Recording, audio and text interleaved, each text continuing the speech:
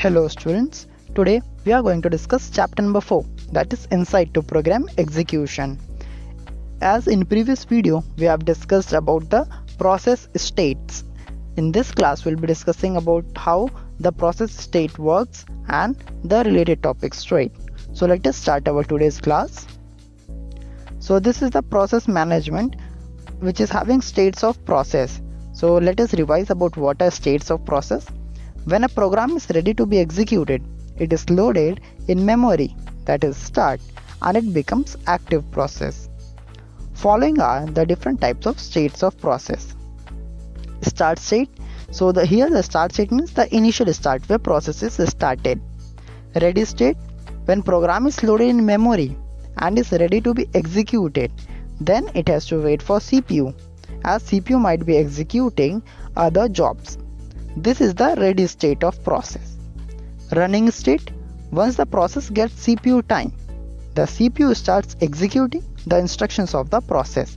This is the running state of process. Wait state, if during execution the process has to wait for some resource, then the CPU takes up another process, that is in ready state.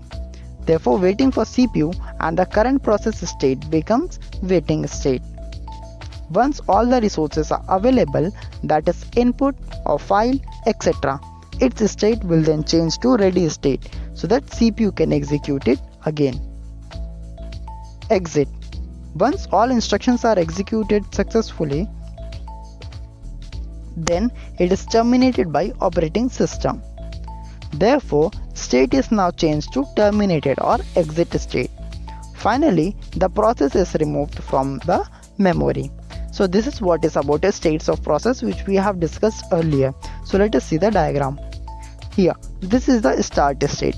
Okay, so what is start state? In the start state, the process is ready. Okay, that means the process is loaded in the memory. Okay, this is the initial state. Okay, so coming to the ready state. In ready state, here you can see when the program is loaded, then it is waiting for the CPU to execute it. Then meanwhile, after ready state, it is going to the running state where the process is being executed. Once it is gone to running state, then if the CPU is busy, then it will wait. That means the process has to wait for some time so that the CPU is free for execution. Okay, after this, again, if the CPU is free, then it will directly go to the running state. Okay, then once everything, that means all instructions are over, then the process will go to the exit state, that is known as the termination state. In the terminated state, the process execution will be finally closed. So this is what is about your states of process. So this was all about the state of process. So this is the diagram for states of process. Okay, coming to the next one, that is process management. But the another thing which happens in process management is process control block. So in process management, firstly we have discussed about the allocation of memory. Secondly, we have discussed about the process state, and last we are discussing about the process control block. So these are the things which takes place during the process management. Okay, so in process control block, the operating system, that the process manager, maintains a data structure called PCB to manage the process. PCB here means process control block. So what is process control block?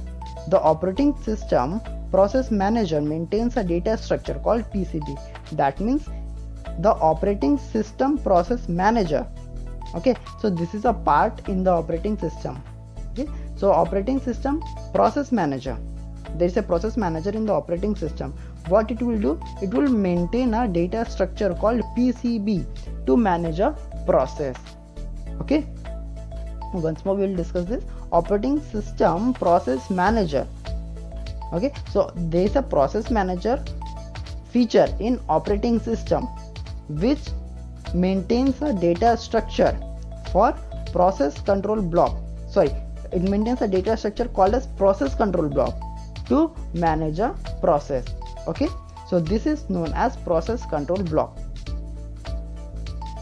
As soon as a process is initiated and loaded in memory, it is given an ID called process ID and its PCB is created.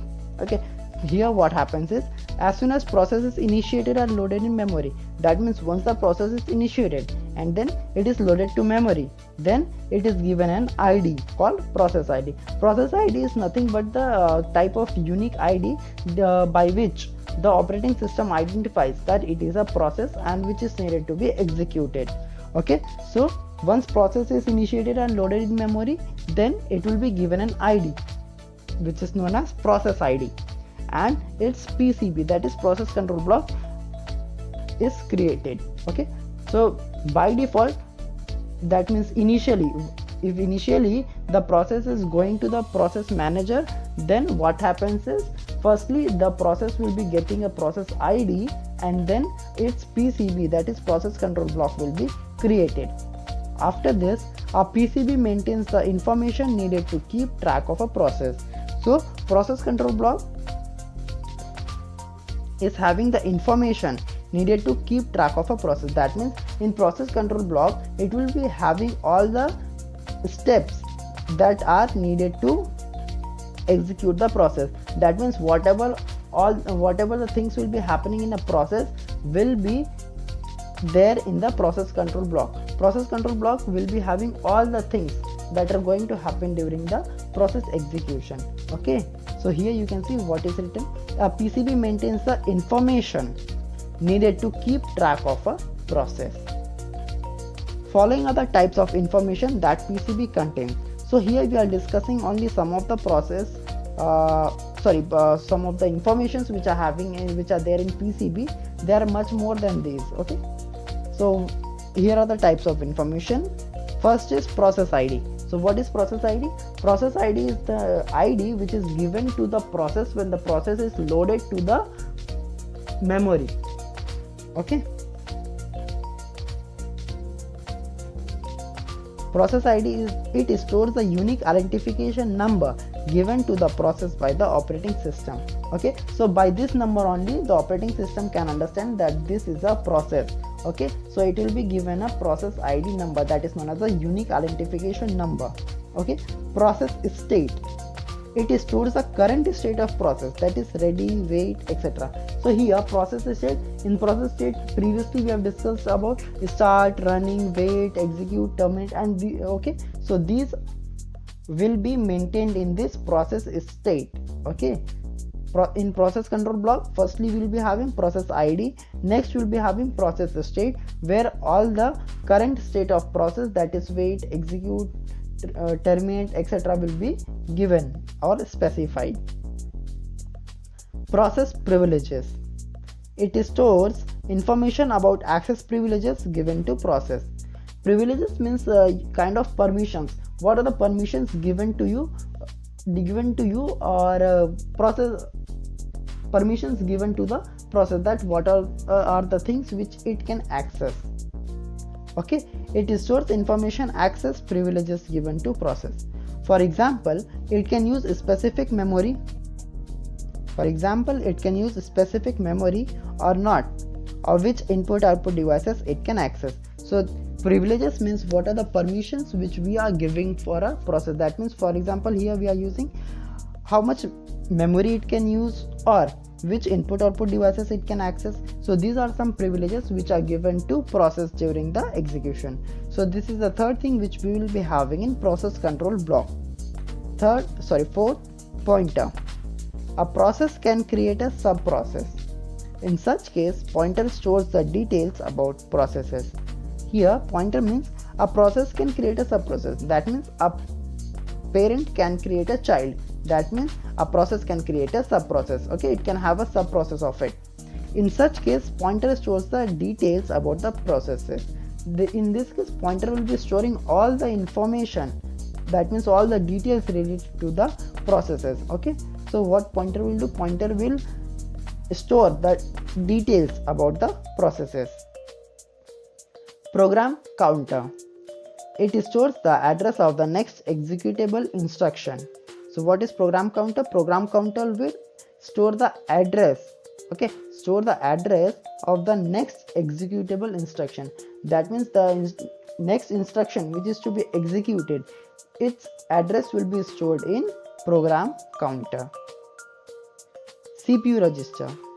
It stores information about various registers which process can use for execution. CPU register. It stores information about various CPU registers which process can use for execution. This means that there are various types of registers available in CPU.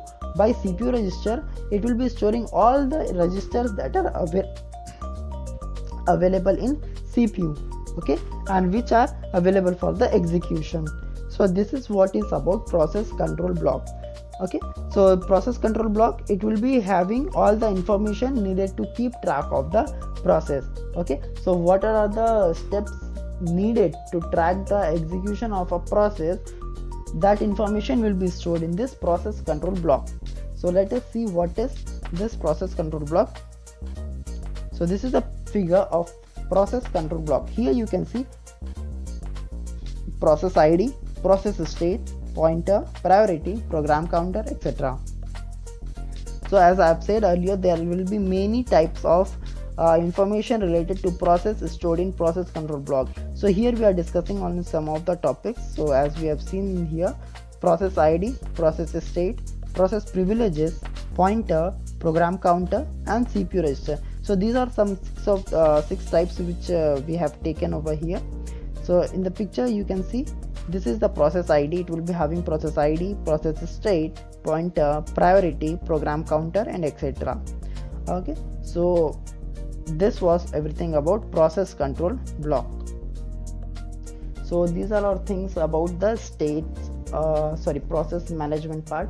In process management, before we were having allocation of memory, and let us discuss about the things which we are having in process management. We were having allocation of memory, process states, and process control block. So here we'll be revising our this states of process and process control block. So as you have seen over here, in states of process, the states related to process will be discussed. Okay, for example, here we are having the start state, ready state, running state, wait state, and exit. So what happens in start state is the initial state where the process is loaded into memory. Okay, in ready state, when the program is once is loaded to the memory, then it is going to the CPU. Okay, so it is waiting for the CPU to execute. If process is found CPU is busy in executing some of the instructions, then it will be waiting, and this time is known as the ready state of the process. Running state. Once the process gets CPU time, the CPU starts executing the instruction of the process. So in running state, what it happens is the process which has come to the CPU, then the CPU will be start the execution process. Okay, so the CPU, when CPU starts the execution of process, that state is known as the running state. Okay? Wait state. If during execution the process has to wait for some resource, then the CPU takes up another process, that is in the ready state. So while during execution, if CPU is finding if during execution the process is waiting for some resource, for example, if CPU is waiting for input output process and any other thing, so when the CPU finds the process is waiting for something, then CPU starts executing another process. Okay, so while the time the process is waiting for some other resource, then that time is known as the waiting time. Okay, so once all the resources are available, input or file or IO operation or anything, then its state will then change to ready state, and so that CPU can execute it again. Okay, that means that once all the things are available to the process and when the CPU finds that all the things are done, then CPU starts executing that. Okay, when everything is available to the process, then automatically its state will be changed to the ready state, and after ready state the process will start execution. Okay, so here in exit it is most clearly only once everything is done successfully, then the process will come to an end, and at last the process will be terminated. So this is how about process management. So this is the picture. Okay, so here this is about process control block. So in process control block, the OS process manager maintains a data structure. Pay attention over here. The OS process manager maintains a data structure called PCB, which is known as the process control block. Okay, to manage the process. As soon as the process is initiated and loaded in memory, then it is given an ID called process ID and its PCB is created. So this is about PCB. A PCB maintains the information needed to keep track of process. That means a PCB will be maintaining the information which is needed to keep track of a process. Okay, so it will be maintaining the information so that we can track what is going on in the process. Following are the types of information that PCB contains. It is process ID. Process ID stores a unique identification number given in the process by the operating system. Okay, so process ID will be what? It will be the unique identification number which is given to the process by the operating system.